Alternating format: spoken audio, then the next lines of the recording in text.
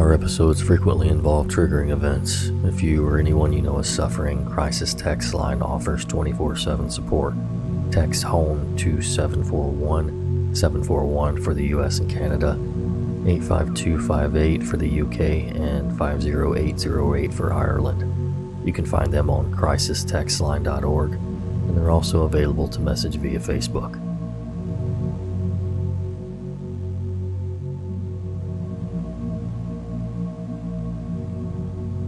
Hello again, Nightmare Society. Welcome to the last episode of the year. Sad, I know. However, we will be back the first Thursday of 2021, refreshed and ready to totally creep you out. Our online campfire will still be active, and we've got about 14 bonus episodes over there at the moment. So if you're interested in checking that out, as well as supporting the podcast, go to patreon.com/Nightmare Society.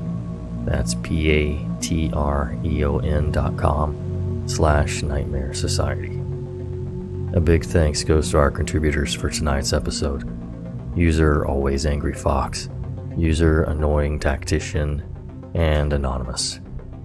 Now, get comfy and prepare yourself for another episode of the Nightmare Society.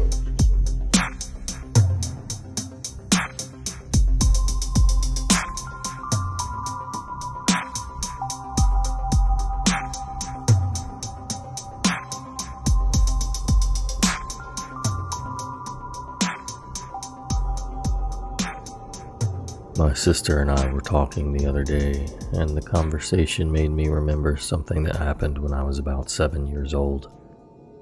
It was 1998. I don't remember the day, but I remember it was sunny outside. I'm playing on our driveway with my toys. My dad, I believe, is at work.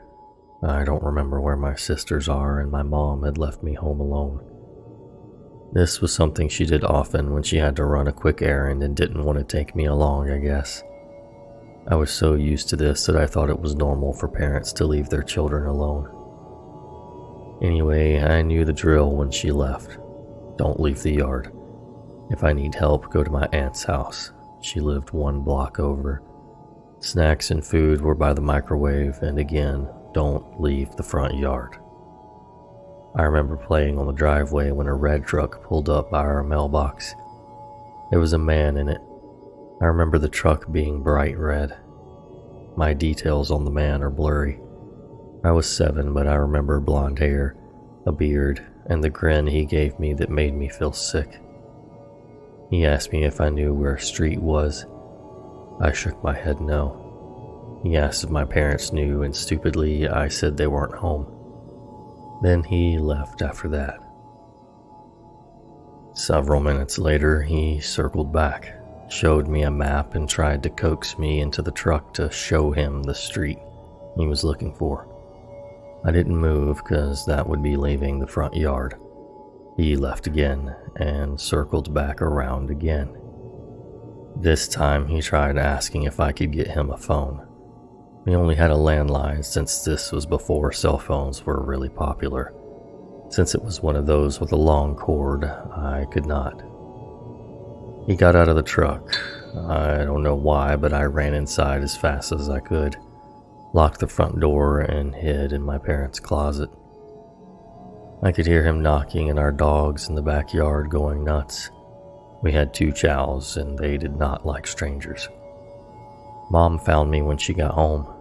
She was angry that I had left my toys in the driveway, but I told her what happened.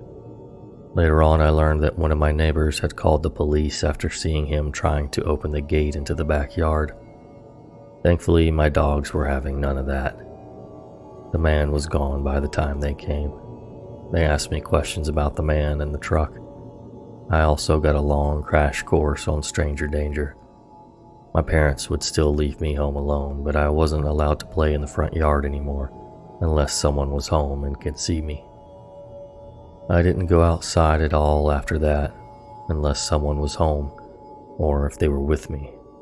My parents pretty much made it clear that if someone snatched me, they would hurt me and I would never see them again. I was beyond scared at that idea. So, man in the truck, Let's not meet. You terrified me. I was scared you might come back every time I was alone, and this time you would get me in that red truck. You robbed me of having some trust in people as a young child, and to this day, it haunts me. So seriously, let's not meet.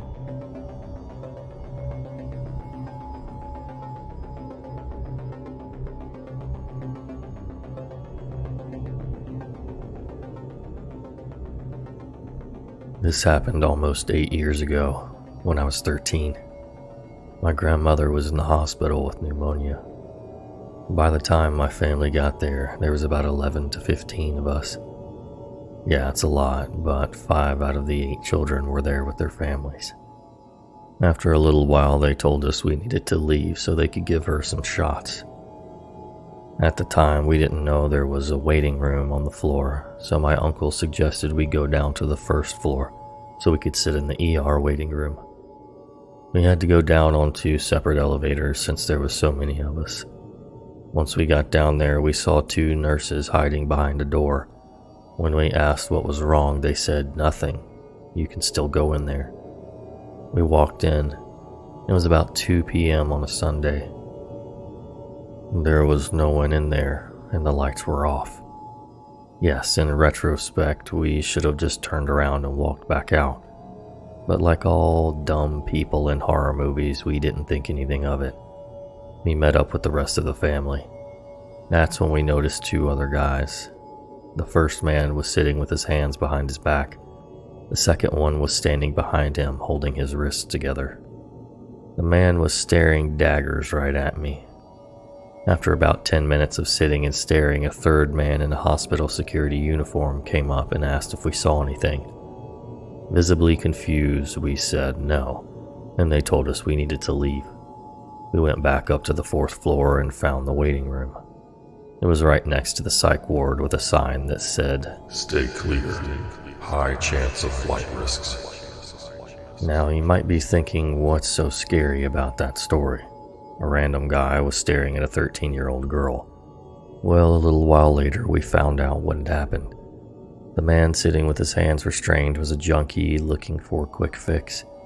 He had walked in and was told that he couldn't get any drugs without a medical reason. So he pulled out a knife and stabbed the woman at the reception in the neck. Why we were allowed in the room with this man while the hospital was supposedly in lockdown, I have no clue. I also have no clue where the police were during this whole situation. This story does have kind of a happy ending for the woman at least. About 2 years ago, this incident was brought up at a family gathering. My cousin said that the woman did survive. She no longer works for the hospital and has a lot of difficulties resulting from her injury, but she was working as a secretary for a school. So, junkie who stabbed a woman and kept staring at me. Let's not meet.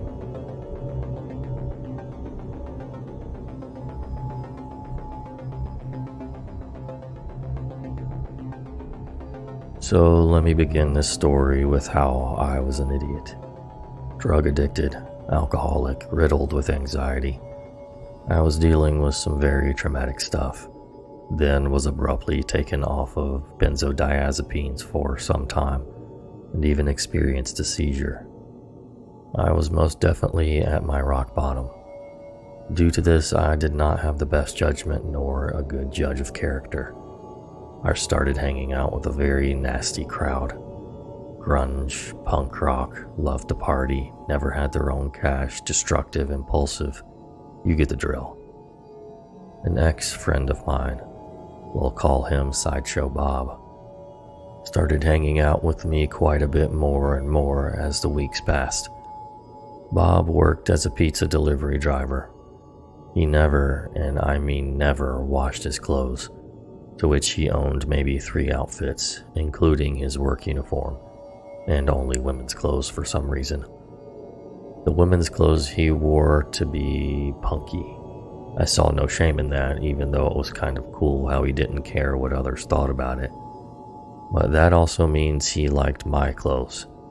So, like a little sister might do, he constantly took my clothes. Keep in mind, he also barely showered. Often, if he even woke up before 5 p.m. in time for work, he jumped off my couch, took a pack of my cigarettes without asking, and sped off.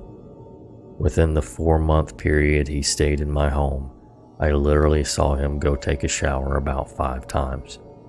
His feet, those feet, were the worst I've ever smelled. Long after the situation was dealt with and he was gone, my carpet absorbed that scent. I tried everything to remove it, but alas, I left that home with his stench. He paid nothing, not a single bill, never contributed to groceries, cleaning, nothing. Nor was he on my lease, yet he somehow established a residency in my home legally. It didn't bother me so much at the time. As I said, I was at my rock bottom and was basically just happy to have someone to be an idiot with me. I considered him my goofy, annoying, stinky best friend. Until that wasn't enough for him. He began to become obsessed with me. Very quickly, he went from basically having everything he needed in life for free, while he kept any money or tips he made, but decided to his own accord that we were to be together. Things got pretty awkward and cringe from here. If I'd return home from work, friend's house, etc., he'd cry and follow me room to freaking room, asking repeatedly why we can't just be together, that we were best friends already. We should date. I was not attracted to him, going through a divorce at that time. Oh yeah, guess that also should account for my rock bottom thing too, and that I did not want to ruin our friendship. It got to the point where I avoided going home. I'd stay with my mother or my friends because he'd cry and follow me, desperately trying to convince me to be with him. I'd almost often find him in my bed at this point, and he quit his job to have a better chance of seeing me. I had told him if this continued, I would no longer allow him to crash there. At one point, after avoiding him for a few days, Sideshow Bob really started to come out of his shell. He cornered me, screaming, I am sick and fucking tired of being rejected by you fucking women. It's not happening anymore. Now I was scared. I never saw him as a threatening individual before, just a goofy character. Now you might be thinking I let him on, but that is not the case. He had been a friend for years, was in my wedding, and was fully aware I had no feelings for him. But now I was genuinely afraid of him. I asked him to leave and he was no longer welcome. He refused. He said by law he was required 30 days notice to be evicted. When I spoke with the police, they understood my situation, but explained he'd either have to be evicted or I'd have to get a restraining order. I filed the restraining order, which they immediately granted me, but he chose to ignore it. Once he left my home, I locked all doors and windows. When he returned, I showed him the order, to which he replied, You stupid. I'm not leaving. I tried calling the police every time he showed up, but by the time they'd get there, he was gone. There were shoe prints on that door and cracks from all the attempts he made to force it open. It never shut correctly after those attempts, and they were never able to officially serve him. Why? Because they could never find him. I honestly believe they tried once, then gave up. I provided them with his plates, friends' addresses of where he stayed, previous employment, everything needed. I'd stayed up late at night hearing his vehicle. It was very loud and easily identified, slowly driving by my home, staring at me, day and night. I'd just be scared looking through my window, always with phone in hand, preparing. At one time, he even hid behind my front door, had a mutual friend knock, then jumped out and shoved the door open and entered. Even went as far as to message my young, underage nephew who he met maybe one time on Facebook to try and gain sympathy and convince him to get me to change my mind, crossing even more obvious boundaries. It was a living nightmare. Eventually, he moved on to his next obsession, and I was somewhat at peace. Several months later, he was on our local news for attempting to slit his ex-girlfriend's throat and beating her until she was unconscious, until a neighbor rushed over and he fled. All I could think about was how that could have been me. So, Sideshow Bob, let's never meet again.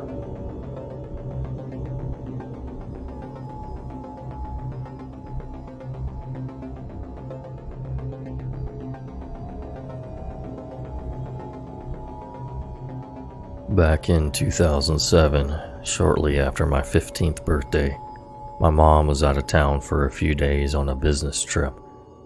My mom and I lived alone in a small house in a neighborhood that was on the sketchier end of decent, and that fact combined with her paranoia about me being home alone longer than 4 or 5 hours meant that I had to stay over at a friend's house while she was gone.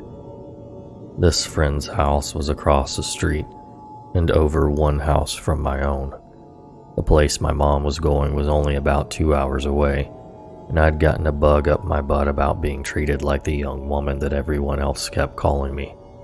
So for the week leading up to my trip, I was moaning and groaning about being old enough to take care of myself, and insisting that I could just check in with my friend's parents every now and then.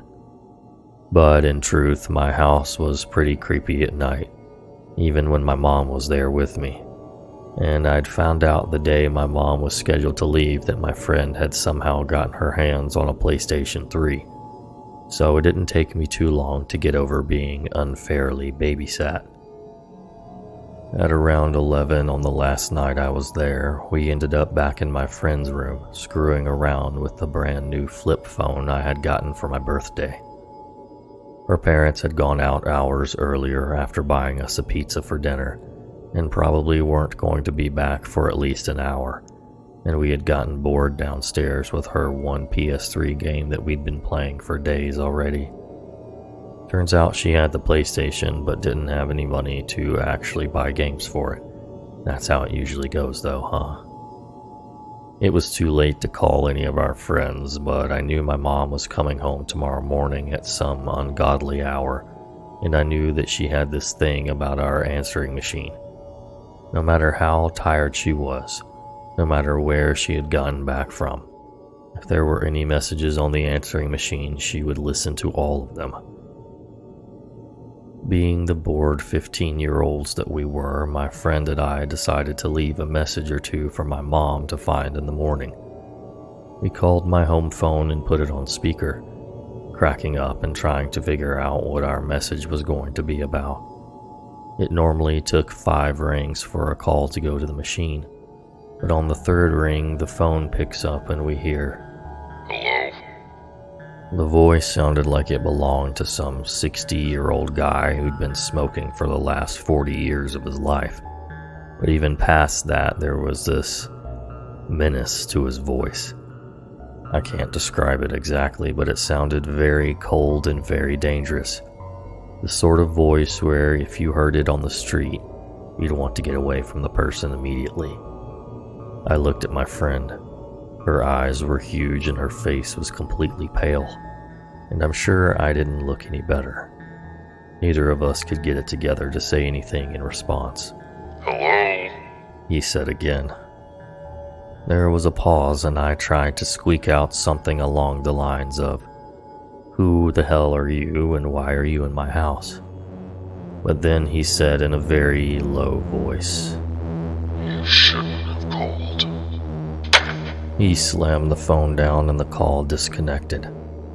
I immediately dropped my phone and proceeded to freak the heck out, as did my friend. She asked me if I knew who that was, and I said no. Of course I didn't know who this creepy freaking guy answering my phone at 11 o'clock at night was. We checked the call log to see if we'd accidentally called the wrong number. No. Correct number. We were so shaken up that we couldn't immediately figure out who we should call or what we should do. If we should call the cops, or call my mom, or call my friend's parents, or run around making sure all the doors and windows were locked, or what. So we ended up sprinting around my friend's house, double checking every lock we could check, while gasping out what happened to my friend's parents on the phone. They were about 15 minutes away and said they'd call 911, and her mother told us to stay in my friend's room with the door locked and all the lights on in case this guy was going from house to house. And so for 10 minutes, we were huddled in the very far corner of my friend's room, basically under her bed, jumping every time the house settled or one of our legs scraped on the carpet. You can imagine how freaked out we were when her parents rushed in and started rattling on her bedroom door, forgetting that it was locked on their orders. The cops got to my house not too long after her parents got home. To be honest, I don't really remember a lot of the specifics about what the cops were doing, mainly because I refused to set foot outside of the house. But I remember that they asked my friend and I a lot of questions. We couldn't really give them a lot of information, unfortunately. We called from my friend's room, which was in the back of her house, away from where we would have been able to see my house. And dude with a creepy smoker's voice isn't a very helpful description to go off of when looking for someone. One question they asked sticks out though, because I remember thinking that was weird for them to ask who had keys to the house. I told them only my mom and I had keys. I found out later that the reason the police asked that was because there were no signs of forced entry anywhere in the house, and that the front door was wide open when they got there. There wasn't really anything messed up and nothing was taken, but our wall-mounted corded phone was hanging off the hook, and the phone base itself was cracked like it had been smashed with something. Both my mom's room and my room also had some stuff moved around and displaced, like someone was going through our drawers and the stuff in our rooms. My mom was called and at some point during all of this managed to get home that night, very tired and very freaked out about what had happened. The cops investigated the incident but never came up with any answers. We were not doing too well financially at this point, but we still managed to move across town within a few months of this happening. For the months between that night and the day we moved, though, I slept like complete crap and had really bad nightmares. I also flat out refused to be alone in the house, even for a couple of minutes, and started getting really obsessive about checking and double checking the locks, a habit which has stuck around since this happened. And now that I've written all this out, I remember that there's one thing I haven't told anyone about all of this, mostly because at the time I thought that the whole thing might get blamed on me if I said anything. Earlier that day, I had gone back over to my house to get a notebook of mine full of writing I wanted to show my friend. Nothing was obviously wrong as far as I could tell. The front door was locked when I got to it. No signs of any tampering with it or any weirdness by the door. No noises from any part of the house. But the minute I stepped inside, something just felt off. Really off. It was really, really quiet. I was getting chills all up and down my spine and I had goosebumps all over. I tried to will myself to just get over it, to go back to my room to get the notebook. But I couldn't make myself take more than a few steps into the house. I was too creeped out. I locked the door and ran back across the street. When I got back to my friend's house, I felt like an idiot, of course. Was I really such a wimp that I couldn't walk through my house when it was empty? But looking back, well, who knows? Maybe my gut was right about something just not being right. It freaks me out even thinking about what could have happened if I had ignored it and walked further inside.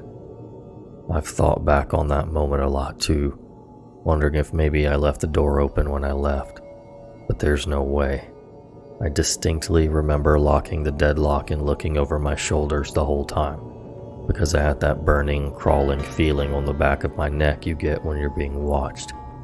And after the creepy call, I checked and I had my keys in my backpack.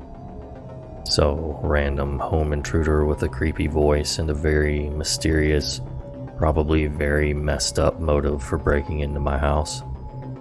That's not me. Ever again.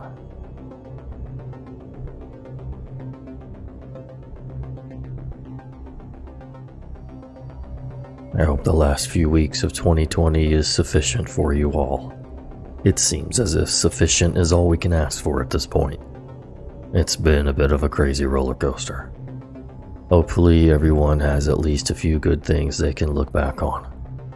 Focus on those.